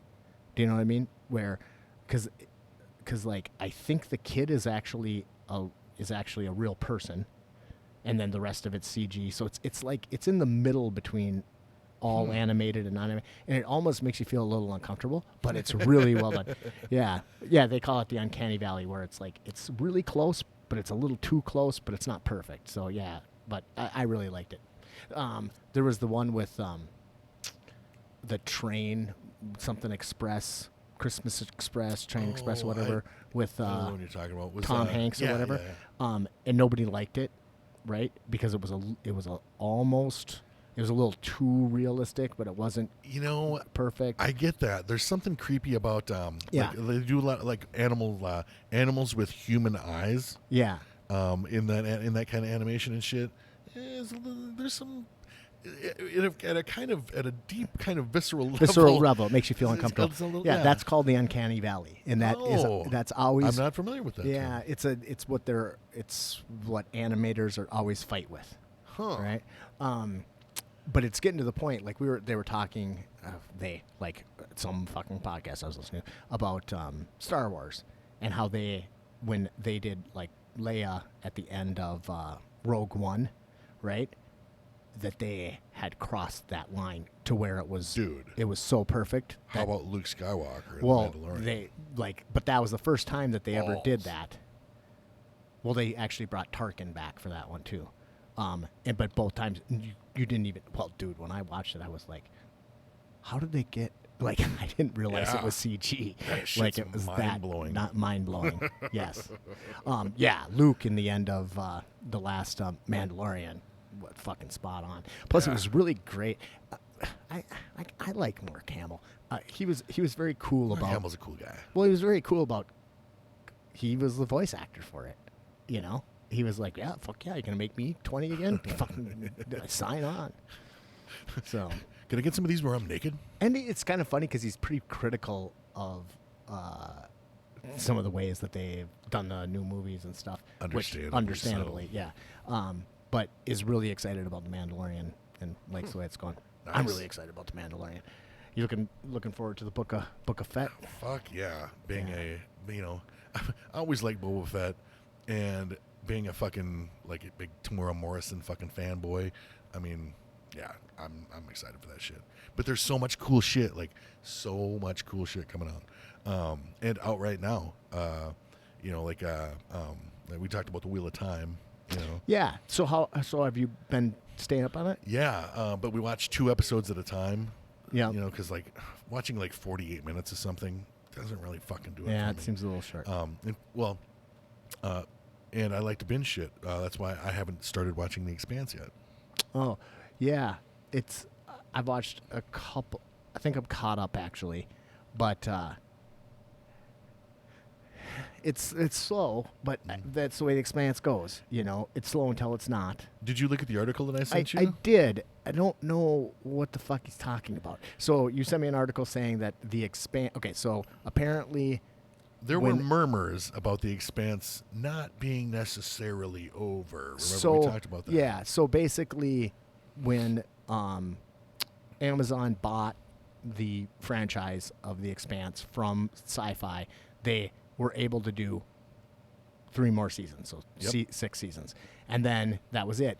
Now they could renegotiate that contract with Sci-Fi, or they could just cut Sci-Fi the fuck out of it. They could just let The Expanse maybe die. Change the name or something. Well, and then they can do it as a sequel season and then potentially a movie afterward. So supposedly that has been which in that article he's like, they don't know where they're going to go with the story. And I was like, what the fuck do you mean they don't? The books are out there. There's 3, and there's a 4th one coming out, I think, in March. So I'm like, there's plenty to do. Though they really could change the actors. Oh. Well, yeah, didn't you say there was a gap when they were a lot older? There's a huge time gap in the book. And in the book, not really a time gap, it's just that the books take place over, currently where they're at in The Expanse. Everybody's in their 40s, because it's taken so long to get there. But then it's even, really old, which would be interesting if they were going to recast people, really old. I don't know how they do it. But I hope they keep Amos. Yeah, of course. Just the way he is. You could be both.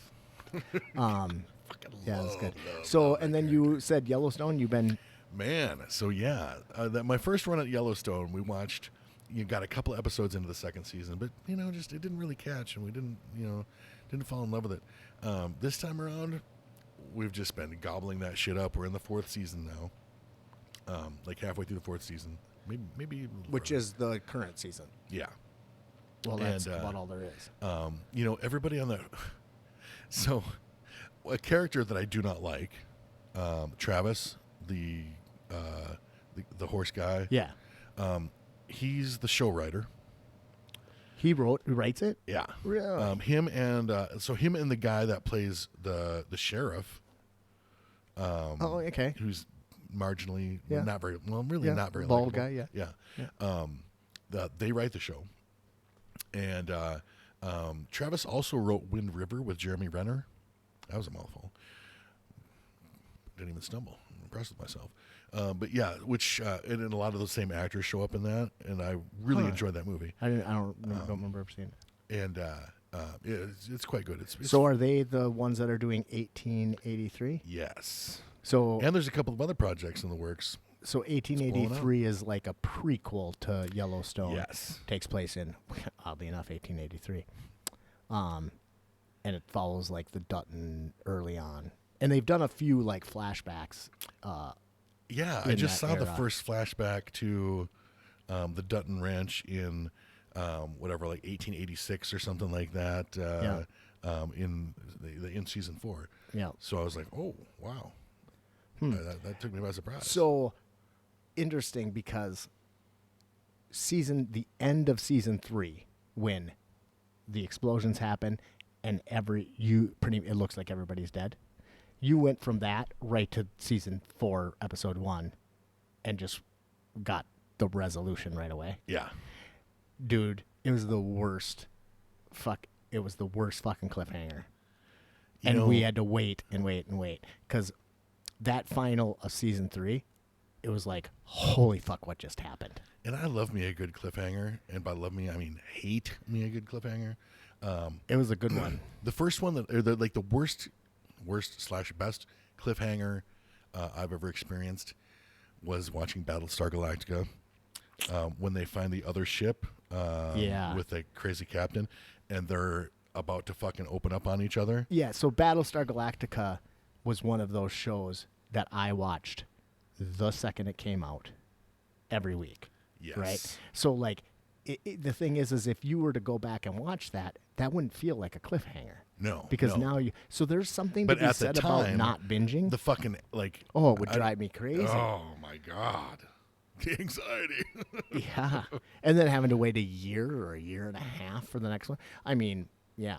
But you also miss something from that, too, because, like, it's really nice to just be able to watch one after another. But on the other hand, I was like, what the fuck happened? Did Beth die? So Beth, I think, is one of the most interesting characters in the show. And she was like, she was one of those kind of Jaime Lannister arcs where you just couldn't stand her in the beginning, and now you're starting to like her more and more. And then... and the only one that's been consistent as far as how much I like him is Rip. Oh, yeah, Rip's pretty much the... he's pretty much the Amos of... Where I'm at in the show right now, I'm a little afraid that Lloyd is going to die. But so Lloyd, the old ass guy. So in the second season, there was an episode where, like, young Rip is being like harassed. This fucking old cowboy is just being a fucking asshole to young Rip, and he's like making him fucking shine his shoes or shine his boots and shit like that. And he talks enough shit that finally Rip goes after him and like fucking starts wailing on him. And in that scene, young Lloyd, I was like, get the fuck out of here. I'm like, that wasn't fucking CGI. That's like his son or something. And sure enough, Christine, like fucking the next day, Christine Googles it, and it was Lloyd's son. No shit. And Lloyd is a real cowboy. Lloyd is the real deal. And there's a lot of fucking real cowboys that show up in there. Dude, obviously. I mean, like, I was watching one episode, and I said, I think this is just rodeo porn.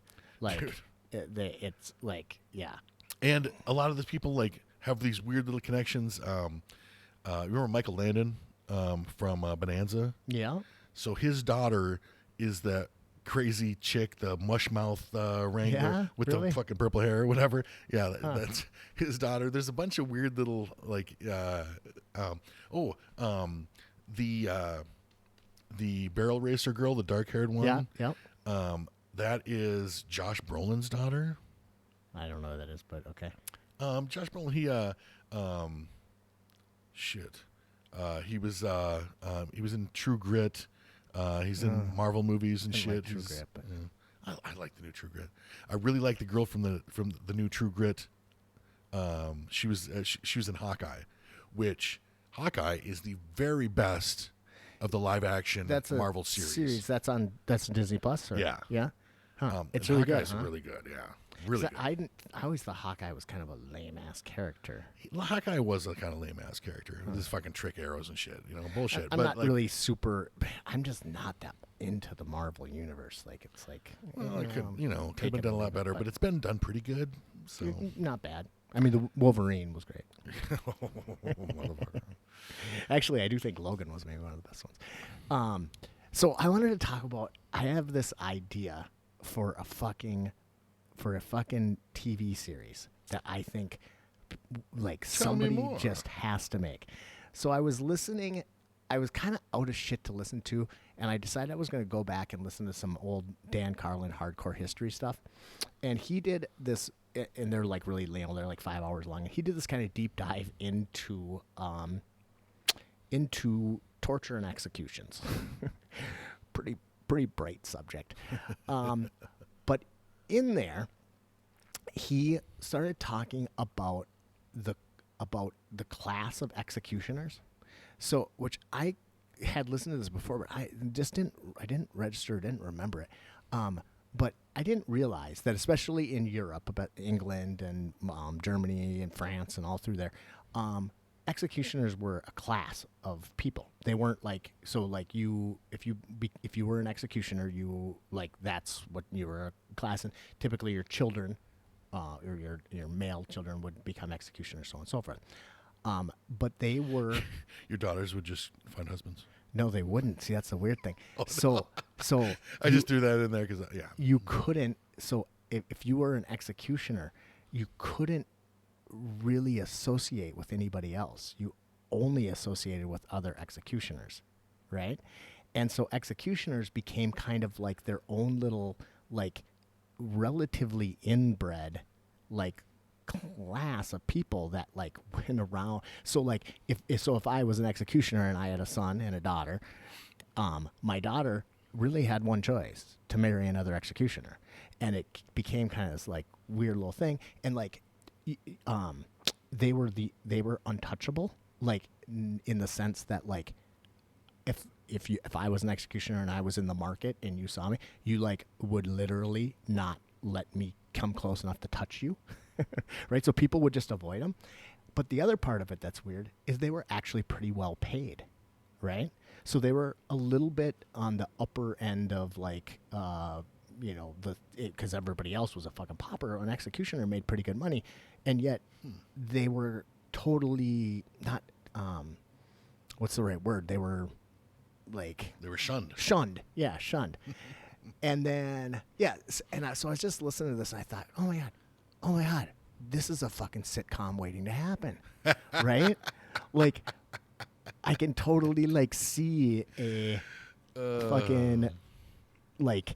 I love that you went to sitcom. A little bit Monty Python-esque, like, fucking story about a executioner and his family. And there's actually in that podcast, there's this really great letter that this executioner writes to the king of whoever, wherever.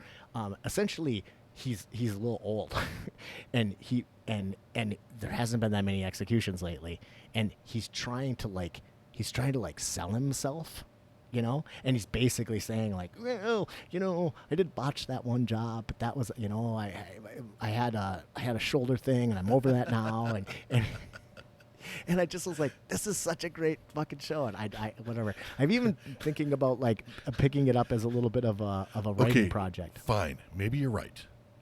Maybe I do need glasses. Well, the thing is another thing about executions that was kind of funny is that like, okay, so if you had to, let's say you're gonna a headsman, right? So you would have to like, you know, chop off this person's head either with a sword or with a whatever. Well, if you fucked it up, right?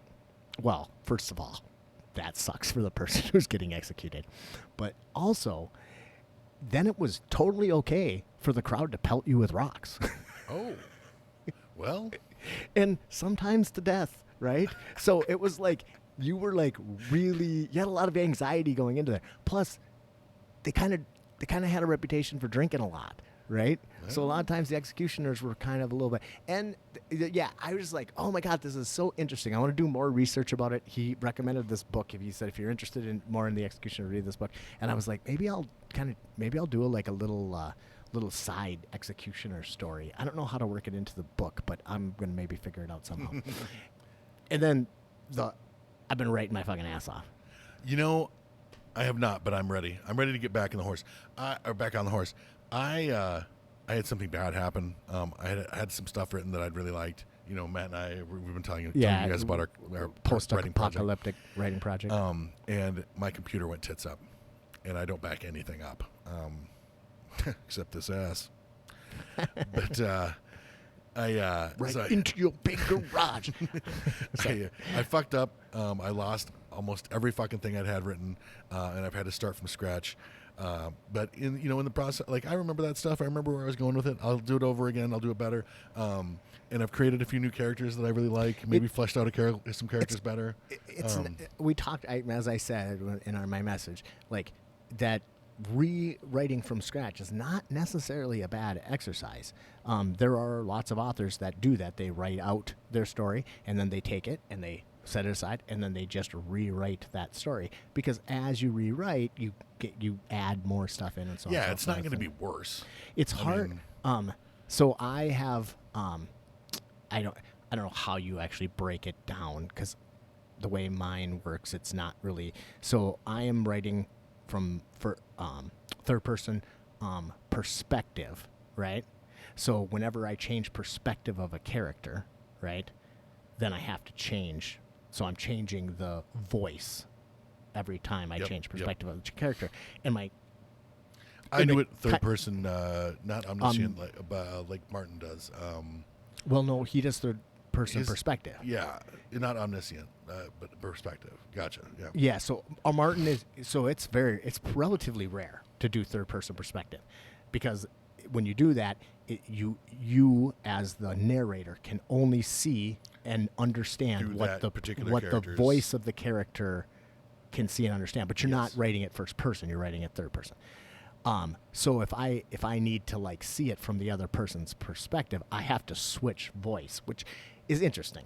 It's we're getting a little nerdy writing wise. I've thought about that a lot myself. It's a fucking challenge, because like you don't want to catch yourself speaking in the same voice as the last character. Exactly. Which you have to fucking change it up. It's a completely different fucking person. Which I have had a big struggle with, because the way I write, my voice comes through pretty clearly, right? So it's been difficult to take my voice out of it and put in the voice of the character. But I don't know, maybe one solid chapter, I would say, that I'm getting close to ready to share with you. Nice. It's close. It's honed. Yeah, I've had a friend helping me do a reader's edit. So it's not like they're editing your spelling grammar. They're saying, I don't understand what the fuck you're talking about here. Could you explain a little more? I'm lost, and then I can kind of flush out those things. And yeah, it's been really interesting. So I'm really excited about it. I'm getting close. Just last night I sat down cause I was just going to get a couple of ideas on paper, and 4 hours passed. Nice. Yeah. God, see, that's those, Bear is not sympathetic to my needs at all when it comes to time to write. That's a tough one. It's a tough one. That fucking kid. Oh my God. Yeah. He's something else. Especially I used to be able to, if I put him down for a nap, then I could go, I'd be guaranteed at least an hour or two, so I could go get some shit done. But now he fucking latches onto me, and I'll lay there awake and just fucking fuck around on my phone. But then a lot of the time I'm like, you should write on your phone. Man, well, see, that's the thing. He latches onto my right arm, so I have to write with my left arm and not disrupt him. Or I could just be a fucking man and child. But actually, I can't really do that. It's really hard to, that shit, I learned from experience that period of their life where they want to hang on to you and need all the snuggling and shit like that, that doesn't last forever. No, it doesn't last. You got to fucking hang on to that. you got to fucking milk that for what it's worth. But I am working on making some time for writing, especially since I have all these ideas and shit that I need to get on paper. I made a commitment to working an hour a day on it. Ooh, that's good. Just 1 hour a day. And whether that's writing or rewriting or just rereading or whatever, I haven't followed that. But I've been really trying. It's hard to put it. Well, I've been working on stuff that's easy to tear myself away from, lists and actually lists and maps and stuff like that. More in notes, so the peripheral shit. like the map thing. I just decided that I needed one for the little community that they're building and stuff like that. I'm like, well, I can't just like not know where the fuck I'm. That's a good idea. I can't have people like, you can't really like, and then he came around the corner and then have people go like, wait, he just came around the corner of the fucking bunkhouse and there's like that doesn't make any sense. Yeah. That wasn't where like. That's an interesting thing because like I don't know, not to give anything away, but there is a structure that's made out of shipping containers that my character is in, and it's like I'm trying to like close my eyes and visualize what's all in there. And I think the idea of drawing it out, that's a good idea. Maybe I'll make a map. I actually like went online and found some like kind of rough maps to get like to help me out, to give me like a fucking idea. And of like what an intentional community would look like, that kind of thing. Kind of, yeah. Like one that was like based, because this like it's like based on a little mom and pop resort. Okay, it was like what they were starting out with. But then I'm like, okay, so like this is where our fruit trees would be, and this is the garden, and like what kind of buildings would be where, and what the living arrangements are like is one thing that I'm working on right now. And like what your priorities would be when you start building and adding on. So stuff like that, like I haven't been totally fucking dick in the dog, but the shit that I'm working, like, it's kind of minutia, like some details and stuff that I'm working on, so that I don't have to fucking spend time on them later, when I'm balls deep in the fucking creative process, which I realize balls deep is a term that Matt and I use a lot on the show. For your information, balls deep just means 3 inches. So when I'm balls deep in the creative process, fucking rock hard, blue steel, cat couldn't scratch it. But when I'm feeling it, when I'm writing and shit, I don't want to have to like go over that technical shit. So some advice I was given, and I think it's pretty good, is just write, and don't worry about the fact that it's wrong. Just write. Pick that up, clean that shit up in the edit. Clean that shit up later, because Smart. I get fucking wound up in that too, and then I find myself not like right. And the thing is, the most important thing about writing is to write, and then take care of the problems later. I get really hung up on tense, right? And like I'm like, is it? Did he lay or is he laying? Did he lay? Did he laid? Just fucking write it and worry about the tense later. And I think that's good advice. I don't know, but it's been working. But I'm getting really excited. I'm really excited. I'm about ready to introduce the conflict, which I'm excited about. I've got that, the ending that I've been working on, like a big chunk of the ending. But I can't wait till I finish the ending. I have to start writing some other parts. That was some other advice I was given, is if you if you think of a scene that you want to write, but it's not in the chronological order, just fucking write that scene. Because mine are all over the place. I don't know. In fact, it might take me some time to figure out where they all go. Right. And then and once I've got that figured out, then I need to fill in the blanks. So. Right. Yeah, and I don't want to get hung up. Like there's a part where I need to like actually kind of pin down a time frame, and I'm just going to do it. And then if I have to modify that later to fit our narrative, I'll do that. But so it's like, don't let anything get in the way of that creative process. Just fucking write. So I don't know. I feel like coming from me, like been writing a book for about 20 years, and unsuccessfully. I'm excited about it though. I've been writing a lot, and this is really fun. Good. I'm excited to get back to it. And I got my new computer in the mail. Oh, good. I mean, my old computer I got back up and running, but then which I've still got, that's backup now or whatever. That's the one that I use when I that's my. So are you gonna start writing in Google Docs then? Or some other? I think I'm gonna use Dropbox. I'm actually already using Dropbox. Okay. So you write it in Word and then drop it in Dropbox, or you actually open source. Whatever that's called. Yeah, Apache. Okay. So, Well, that works as long as you have it back. So I like to write in Google Docs. I haven't even tried that out, but it's exactly like Word, or it's just like any of them. I mean, it's just a word processor. But there's two reasons that I really like writing in it.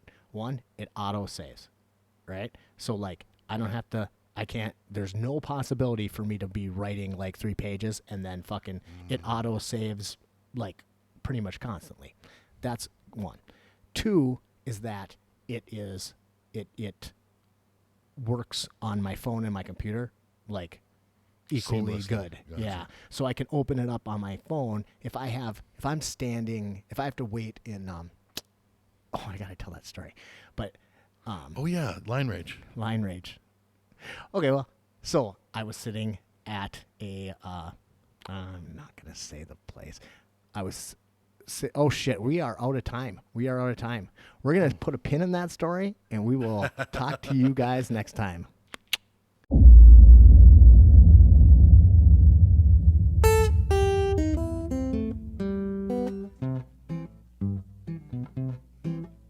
Got the blues so bad one time it put my face in a permanent frown.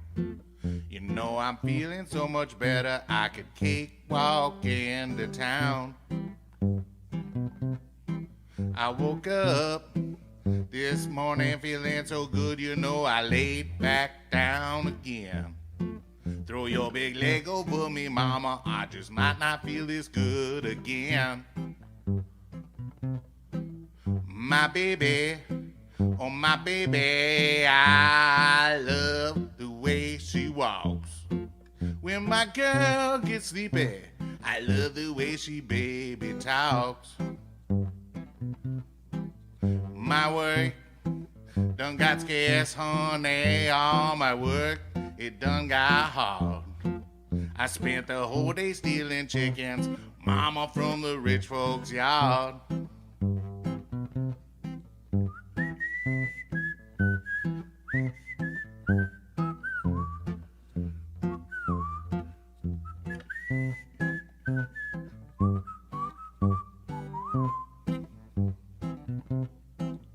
Got the blues so bad one time it put my face in a permanent frown. Now I'm feeling so much better I could cakewalk into town.